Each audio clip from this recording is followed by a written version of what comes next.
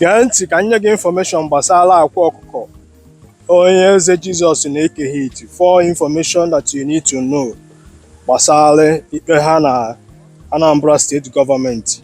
Gee ntị ebe a, ihe a bụ the information I have because afụgo m so many people na-ekwu that na famala ife a na-aka akọ na okwu gbasara Akwaokuko eke hit na Onye Eze Jesus, amara since eji fa o nwere ka okwu ha si wee dị. Many people aghọtala ife na-eme na ejegodo court sef ada afụ kedu ife bụ the problem. Now achọrọ m ka ịghọtagodo that na ịma bụ na o nwere allegation gọọmenti boro fa, ama m na ị nwere idea, mana ka anyị bidogodo that na their court case na esprit gị olugo onye ọbụla ịza afa nna ya. Ama m ịghọta ife a na-ekwu na because nyawa ọgbọ achaa n'elu. Do you get my point now? So gee ntị na ka anyị fụ the date edela ebe a bụ July 18th. Ịghọtago? Ya bụ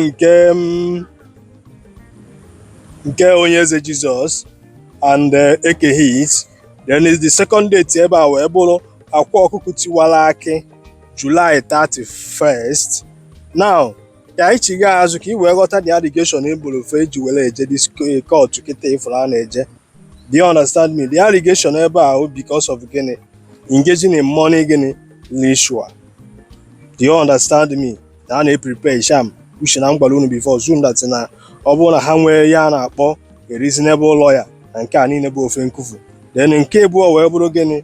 Conspiracy to commit felony including napping people. Ife abụọ allegation Anambra State Government debere ebe fano which that na ha debere guilty. No court we ihe ga-decide. Do you understand me? Then nke ịtọ wee bụrụ fraudulent behavior, obtaining money by fraud. Ịghọtago? Ama na ị na-anụ ya kịta na. So obtaining money by fraud kịta na ihe abụ another allegation edebere ebe ha bụ 3 native doctor mụ na gị na-abụ ma ama no. Then nke ịbụọ nke ịnọ sorry wee bịa bụrụ that na position and the preparation of oke ite, protective charm for ndị na-ezu ori. Do you understand me? Ihe a nkịta abụ allegation gọọmenti debere ebe fanọ. Ịghọtago? Ihe mana anyị ma Onye Eze Jesus asị onye a na-esiri men a na-esili ya akwa believe ọ sị na ọnyanwa na-agwọ ọgwụ ndị ọzọ agwọzina. Then oke hit wee sikwana iwere onu mmalụ m na ọ bụ na ọgwụ ọrụ gị 4 days ọ bụ na ọgwụ gị elele gị bịa aka gị na ya na-abụ setụrụ. Now many people na-ajụ kedu ife bụ the charges edebere ebe fanọ. Ihe aba allegation gọọmenti debere ebe fanọ ka m gụrụ gị before. Now kedu ife bụ the charges? A lot of people anaghị ajụ si kedu ihe bụ the charges, kedu ihe bụ the problem, kedu ihe bụ that na-ejecha court onwere ife a ga-anụ. Na-age ntị ka ịnụ the charges. Enyere ife a na-akpọ 6 count charges. Fana atọ bụ ife na-efesi 6 count charges. Ịghọtago ife a ka ntị ka m bịa brief oge ka e wee ghọta egwu a na-agba because emere m video wee na-agwụ ndatina for many of unu nwa na-apụta asị na Akwaokuko ya apụta na 28 na amụ na-atọ m because unu aghọtara that na o nwere allegation dị ebe fanọ ekile ebelo. Ihe a na-agba nkịta na enwere ike this year, I'm not sure mana onwe ọ dị possible na this year ndị a apụtabere ije a etu akịta ifuru ekegoro ya bụ ọrụ ka onye ọbụla zaba afa nna ya. Ịghọtago? Because some of unu aghọtara that na no gọọmenti dị in charge here because ihe awọpụta gọvanọ na-asị mmụọ sị gị ọgwụ sị gị ọgwụ asịlọ gị like anya bụ akwa ya awọpụta ọsị gị ọ bụ na ị nwere ego gị nwee ọgwụ a niile kịta nke afọ anwezikwa onye na-ama ka anya na ọgwụ si eje.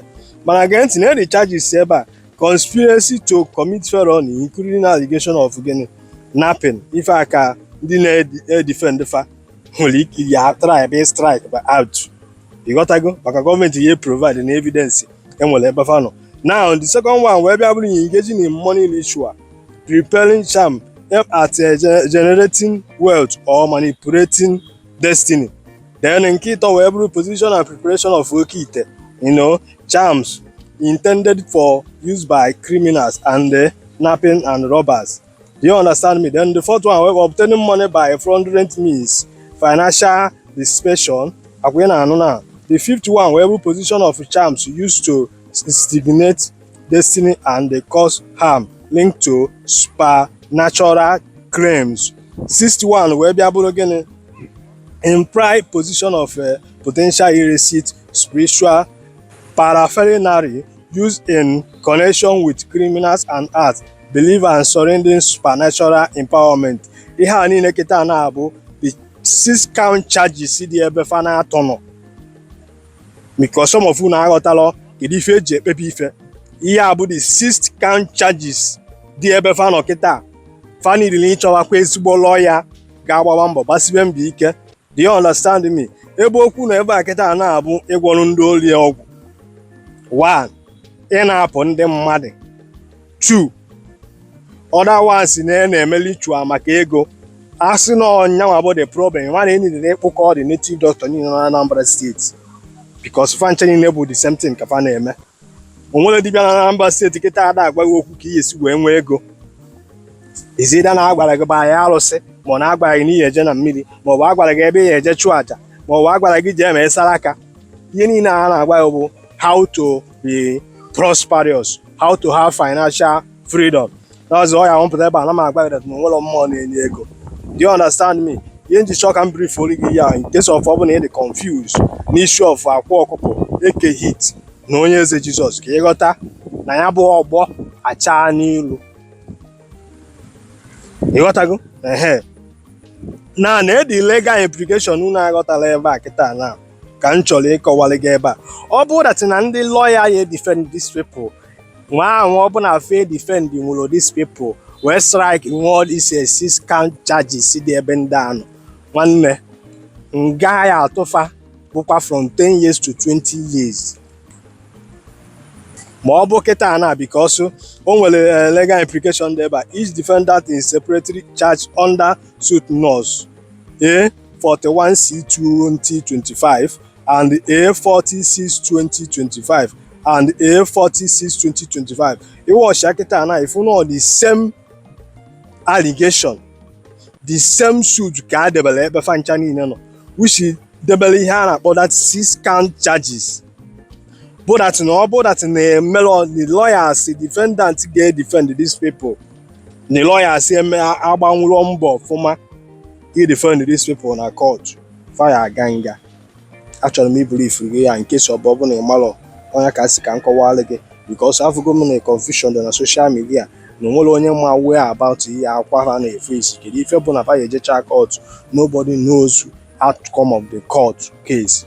You understand? Ya ka si ka m brief for gị ebe a ma help kwa m share this video.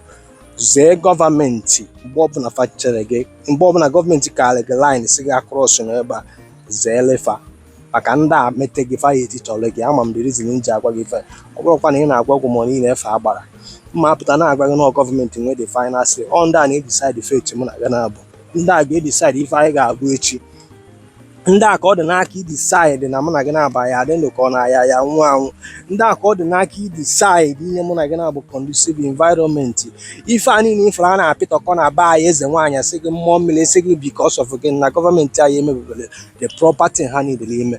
Mgbe ọ bụ na gọọmenti mebere the property ha niile ime, ifu na ọ dị isi ka mbụ story mmiri sị gị eze nwaanyị sị gị alụ ọrụ gị agwụ megị nke nwa na-asa gị ochu megị nke ọzọ ka i wee nweta ọrụ, ka i wee nweta connection, ka i wee jee obodo oyibo. Ife a niile disappear na our society. Mali no gọọmenti ji mụ na gị ka ọla m n'ọfụ ka emesịa.